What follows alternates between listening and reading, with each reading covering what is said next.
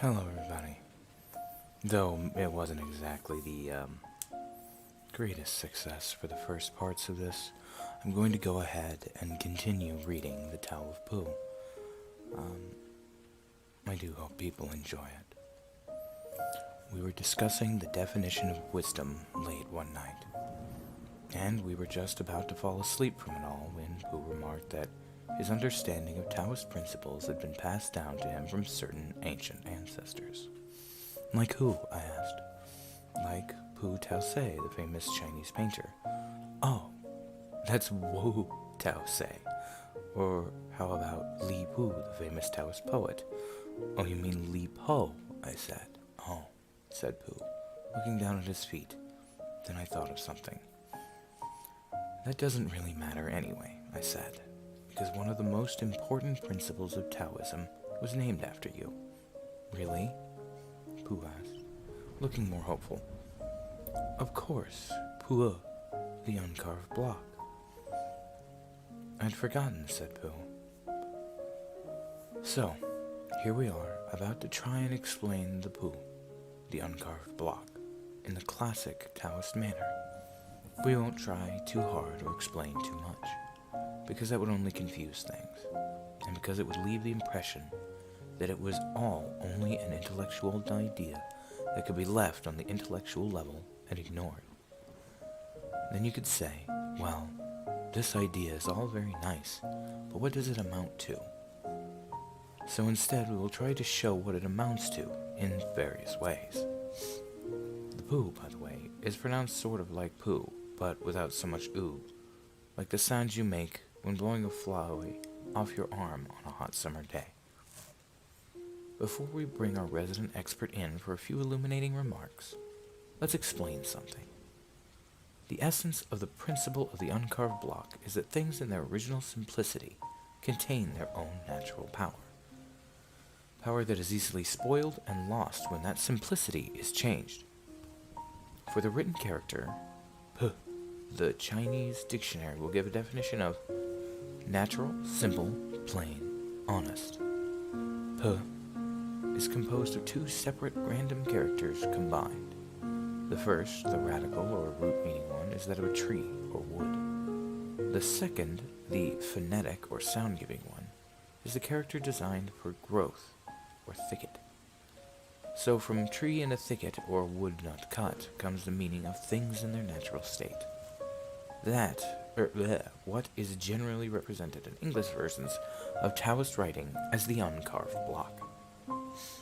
This basic Taoist principle applies not only to things in their natural beauty and function, but to people as well, or bears, which brings us to Pooh, the very epitome of the uncarved block.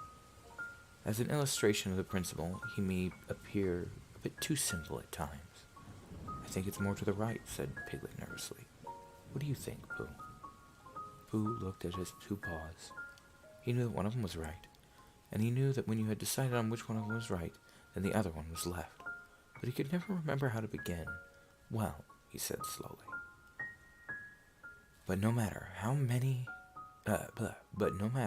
he may seem to others, especially to those fooled by appearances, Pooh, the uncarved block, is able to accomplish what he does because he is simple-minded. As any old Taoist walking out of the woods can tell you, simple-minded does not necessarily mean stupid. It's rather significant that the Taoist ideal is that of the still, calm, reflecting mirror mind of the uncarved block. It's rather significant that Pooh, rather than the thinkers Rabbit, Owl, or Eeyore, is a true hero of Winnie the Pooh and the house at Pooh Corner. The fact is, said Rabbit, we've missed our way somehow. They were having a rest in a small sand pit on the top of the forest. Pooh was getting rather tired of that sand pit and suspected it of following them about, because whichever direction they started in, they always ended up at it, and each time as it came through the mist at them, Rabbit said triumphantly, "Now I know where we are." Pooh said sadly, "So do I," and Piglet said nothing. He tried to think of something to say, but the only thing he could think of was help, help, and it seemed silly to say that when he had Pooh and Rabbit with him. "Well," said Rabbit after a long silence in which nobody thanked him for the nice walk they were having, "we better get on, I suppose. Which way shall we try? How would it be, said Pooh slowly, if, as soon as we're out of sight of the pit, we try to find it again? What's the good of that, said Rabbit. Well, said Pooh, we keep looking for home and not finding it, so I thought that if we looked for this pit, we'd be sure not to find it, which would be a good thing, because then we might find something that we weren't looking for, which might just be what we were looking for, really. I don't see much sense in that, said Rabbit. If I walked away from this pit, and then walked back to it, of course I should find it. Well, I thought perhaps you wouldn't, said Pooh. I just thought. Try, said Piglet suddenly. We'll wait here for you. Rabbit gave a laugh to show how silly Piglet was, and walked into the mist. After he had gone 100 yards, he turned and walked back again, and after Pooh and Piglet waited 20 minutes, Pooh got up. I just thought, now then, Piglet, let's go home. But Pooh, cried Piglet, all excited, do you know the way? No, said Pooh, but there are 12 pots of honey in my cupboard, and they've been calling to me for hours. I couldn't hear them properly before because Rabbit would talk. But if nobody says anything except those 12 pots, I think, Piglet, I shall know where they are calling from. Come on. They walked off together, and a long time Piglet said nothing, so as to not interrupt the pots, and then suddenly he made a squeaky noise, an ooh noise, because now he began to know where he was, but he still didn't dare say it out loud, in case he wasn't. And just when he was getting so sure of himself that it didn't matter whether the pots went on calling or not, there was a shout in front of them, and out of the mist came Christopher Robin. After all, if it were cleverness that counted most, Rabbit would be number one, instead of that bear. But that's not the way things work. We've come to wish you a very happy Thursday, said Pooh, when he had gone in and out once or twice, just to make sure that he could get out again. Why, what's going to happen on Thursday? Asked Rabbit. And when Pooh had explained, and Rabbit, whose life was made up of important things, said, Oh, I thought you'd really come about something. They sat down for a little, and by, Pooh and Piglet went on again. The wind behind them now, so they didn't have to shout. Rabbit's clever, said Pooh thoughtfully. Yes, said Piglet, Rabbit's clever. And he has a brain. Yes, said Piglet, Rabbit has a brain. There was a long silence. I suppose, said Pooh, that's why he never understands anything. And if Clever Rabbit doesn't quite have what it takes, Abrasive Eeyore certainly doesn't either. Why not? Because of what we could call the Eeyore attitude. You might say that while Rabbit's little routine is that of knowledge for the sake of being clever, and while Owl is that of knowledge for the sake of appearing wise, Eeyore's is knowledge for the sake of complaining about something, as anyone who doesn't have it can see. The Eeyore attitude gets in the way of things like wisdom and happiness, and pretty much prevents any sort of real accomplishment in life. Eeyore, the gray donkey, I said the word donkey. Eeyore, the gray donkey, stood by the side of the stream and looked at himself in the water. Pathetic, he said. That's what it is, pathetic. He turned and walked slowly down the stream for 20 yards, splashed it across, and walked slowly back on the other side. Then he looked at himself in the water again. As I thought, no better from this side. But nobody minds. Nobody cares. Pathetic, that's what it is. There was a cracking noise in the bracken behind him, and out came Pooh.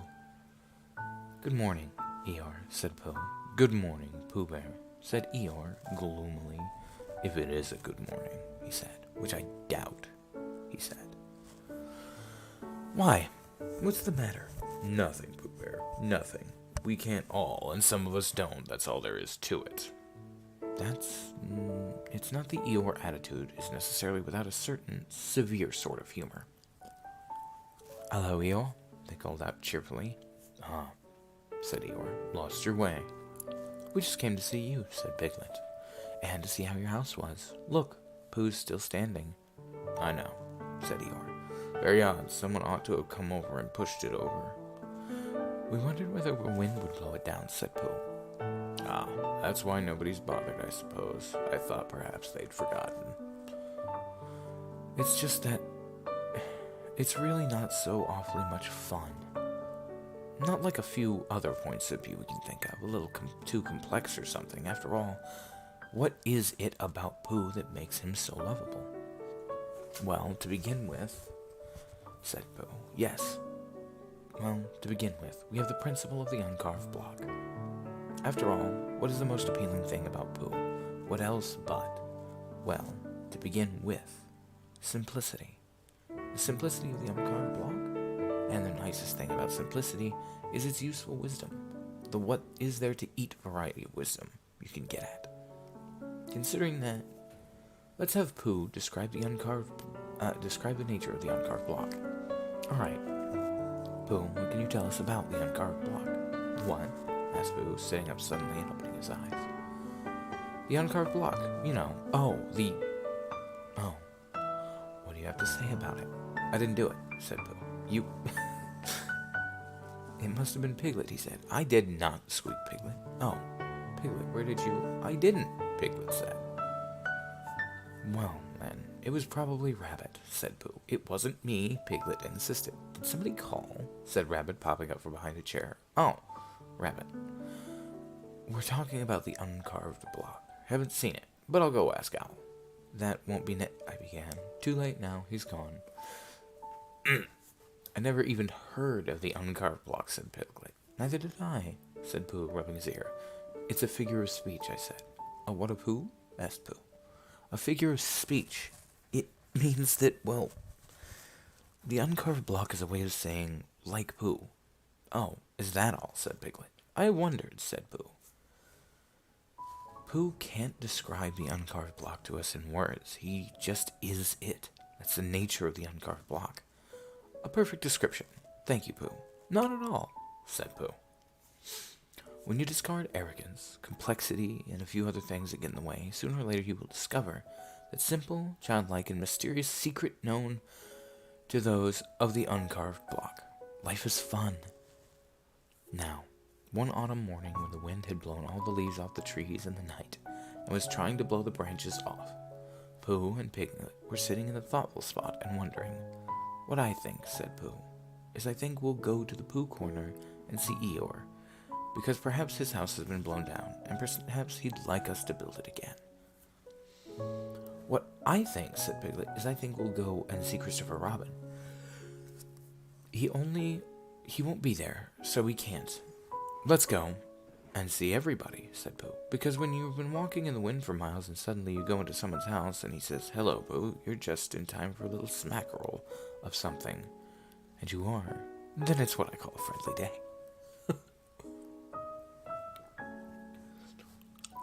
Piglet thought that they ought to have a reason for going to see everybody, like looking for small or organizing an exposition. If Pooh could think of something. Pooh could. We'll go because it's Thursday, and we'll go to wish everybody a very happy Thursday. Come on, Piglet. From a state of the uncarved block comes the ability to enjoy the simple and the quiet, the natural and the plain. Along with that comes the ability to do things spontaneously and have them work, odd as that may appear to others at times. As Piglet put it in Winnie the Pooh, Pooh hasn't much brain, but he never comes to any harm. He does silly things, and they turn out right. To understand all this a little better, it might help to look at someone who is quite the opposite.